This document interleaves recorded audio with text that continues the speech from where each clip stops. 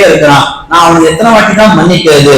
நபிகள் நாயகம் ஸல்லல்லாஹு அலைஹி வஸல்லம் பொறுமையா இருந்தாங்க. 2வது வாட்டி கேட்டாங்க, நபிகள் நாயகம் ஸல்லல்லாஹு அலைஹி வஸல்லம் பொறுமையா இருந்தாங்க.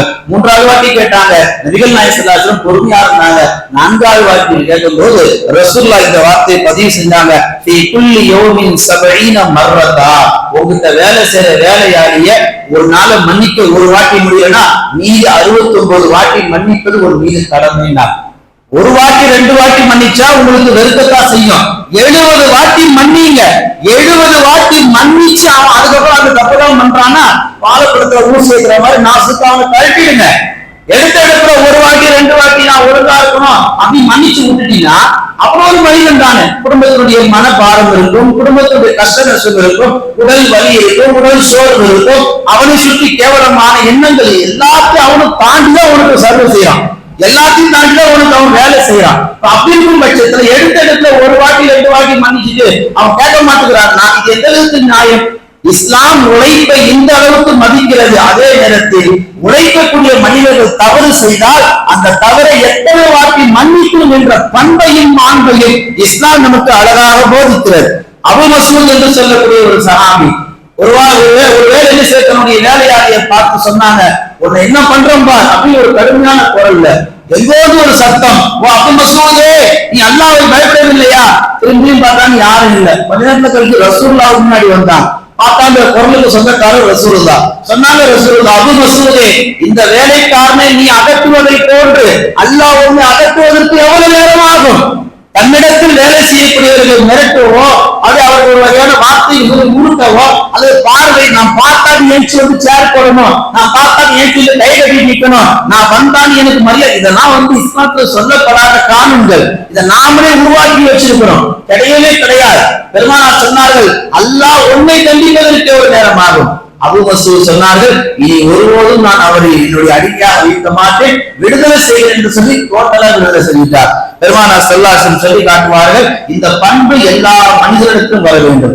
மஸ்ஜித் நபவியிலே அன்னை ஆயிஷா அறிவிக்கிறார்கள், ஒரு நாள் சஹாபாக்களோடு பெருமானார் அமர்ந்திருந்தார்கள். அப்படி அமர்ந்திருக்கும் பொழுது ஒரு கிராம சஹாபி வந்தார். யார் ரசூலுல்லாஹ், நான் என்னிடத்தில் ஒரு வேலை செய்யக்கூடிய வேலையாளி இருக்கிறார், அவர் எப்போ பார்த்தாலும் எனக்கு மாற்றமாவே நடக்கிறார், எனக்கு துரோகம் பண்றார், நம்பி வச்சுட்டு போனா மொத்தமா சுருட்டிக்கிறார், நானும் எவ்வளவு திரும்பி பார்த்துட்டேன், அவர் திரும்ப மாட்டுகிறார், சமயத்துல நான் அவரை திட்டவும் செய்யறேன், இப்ப நான் ஒரு நல்ல முஸ்லிமா நடந்துக்கிறேனா இல்ல நான் ஒரு நல்ல ஒரு மனிதனா நடந்துக்கிறேனா, ஒரு முதலாளியா நடந்துக்கிறனா என்று சொல்லி அந்த சஹாபி கேட்ட போது ரசூலுல்லாஹ் சொன்னாங்க, நீ அவரை திட்டும் போது அந்த திட்டுதல் அவர் செய்த அநீதத்திற்கு குறைவா இருந்தா நீ மாட்டிக்க மாட்ட.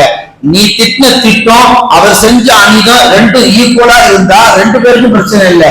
அவர் அநீதம் குறைவா இருந்து உன் திட்டு அதிகமா இருந்துச்சுன்னா அவனை நாளை மறுமையில நீ மாட்டிப்பேன் நபிகள் நாயகம் ஸல்லல்லாஹு அலைஹி வஸல்லம். இன்னைக்கு நாம இதெல்லாம் முதலாளிகளா இருக்கக்கூடிய வர்க்கத்துல கவனிக்கணும். ஒரு சம்பளம் கொடுத்துட்டோம் அவர் வாங்கிட்டார் அப்படின்னு கிடையாது. அந்த உழைப்பாளிக்கு எவ்வளவு மன உளைச்சலை தந்திருக்கும் என்னைக்காவது யோசிச்சிருக்கிறோமா? என்கிட்ட 10 வருஷம் வேலை செஞ்சாலும் பீத்திக்கிறோம். அந்த 10 வருஷத்துல நான் அவர்கிட்ட எப்படி நடந்துகிட்டு ஒரு கேள்வி இருக்கா இல்லையா? அவர் மனம் நொந்து அல்லாட்ட உங்க பேரை சொல்லி இந்த முதலாளி என்ன ரொம்ப நோக்கிலப்படுத்துறாரு, யாருன்னா சம்பளம் ஒரு குறைபாடு இல்லை, அது நல்லா கொடுக்கிறார், ஆனா என்ன அவாய்ட் பண்றார், என்ன அசிங்கப்படுத்துறார், 4 பேர் என்ன கேவலப்படுத்துறார், என்னால பொறுத்துக்க முடியலையா? நீங்க பாருங்க, இவ்வளவு கண்டிக்கிற அந்த முதலாளிங்க, அந்த முதலாளிகளுக்கு அந்த தொழில் செய்ய மாட்டாங்க. ஒரு நாளும் பப்ளிக்ல போயா அப்படின்னு சொல்லவே மாட்டாங்க. முதலாளிகள் கேவலப்படுத்துவாங்க, தொழிலாளி ஒரு நாளைக்கு. தொழிலாளியை பொறுத்தவரைக்கும் நமக்கு சம்பளம் கொடுக்க தைரியம் வாங்க. முதலாளிகள் அந்த ரேட்டில் வச்சிருக்கிறாங்க. ஆனா முதலாளிகள் என்ன செய்யறாங்க? தொழிலாளிகளை மனம் நோகும் அளவுக்கு நடந்து கொள்கிறார்கள். ரசூலுல்லாஹ்வுக்கு இறைச்சியில விஷம் கொடுக்கப்பட்ட ஒரு யூத பெண்மணி ரசூலுல்லாஹ் சாப்பிட்ட சஹாபாக்கள் சொன்னாங்க, யாரும் சாப்பிடாதீங்க, ஏன் அதுல விஷம் கலந்துருக்கு. சஹாபாக்கள் அவங்களை கொன்றுட்டுமா? ரசூலுல்லாஹ் வேணாம், மன்னிச்சு விட்டுருந்தா.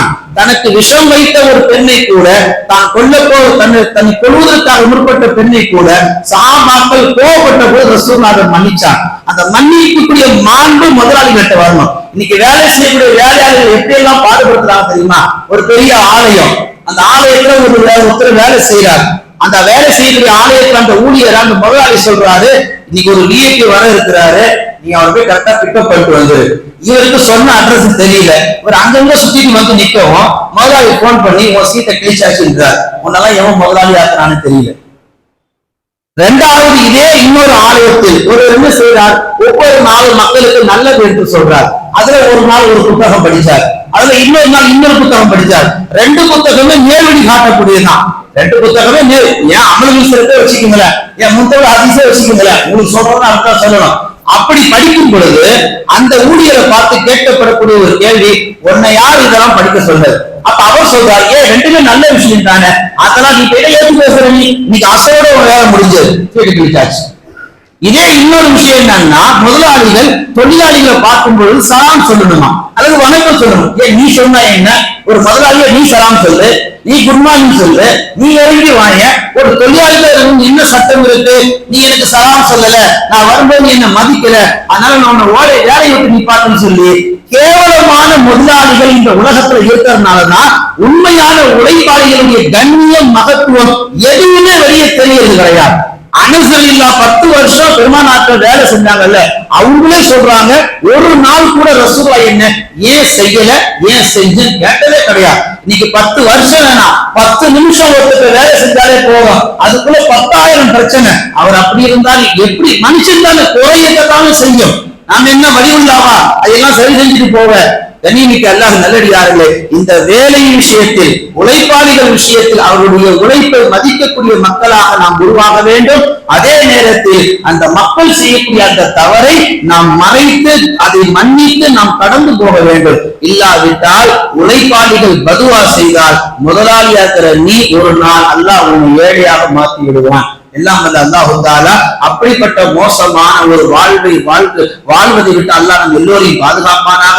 யார் யார் எல்லாம் முதலாளி அந்தஸ்தில் இருக்கிறார்களோ அவர்களெல்லாம் நீதமாக நேர்மையாக மனிதநேயத்தோடு உழைப்பாளிகளை நடத்தும் விதமாக நடந்து கொள்ளவும், யார் யாரெல்லாம் உழைப்பாளிகளாக இருக்கிறார்களோ அவர்களெல்லாம் தன் முதலாளிக்கு நேர்மையாக நீதமாக நியாயமாக நடந்து கொள்ளவும் முன்வர வேண்டும். இல்லாவிட்டால் அல்லாஹ்ட்ட எல்லாத்துக்கும் கேள்வி உண்டு. எல்லாம் வல்ல அல்லாஹ் தஆலா பொறுப்பை உணர்ந்து வேலை செய்யக்கூடிய சிறந்த உழைப்பாளிகளாக அல்லாஹ் நம்மை உழைக்க செய்வானாக. எதை பேசணுமோ எதை கேட்டோமோ அதன்படி அமல் செய்யக்கூடிய தௌஃபீகை வல்ல நாயகன் நம் எல்லோருக்கும் வழங்குவானாக. ஆமீன். வ ஆகிரு தஅவானா அல்ஹம்துலில்லாஹி ரப்பில் ஆலமீன். அஸ்ஸலாமு அலைக்கும்.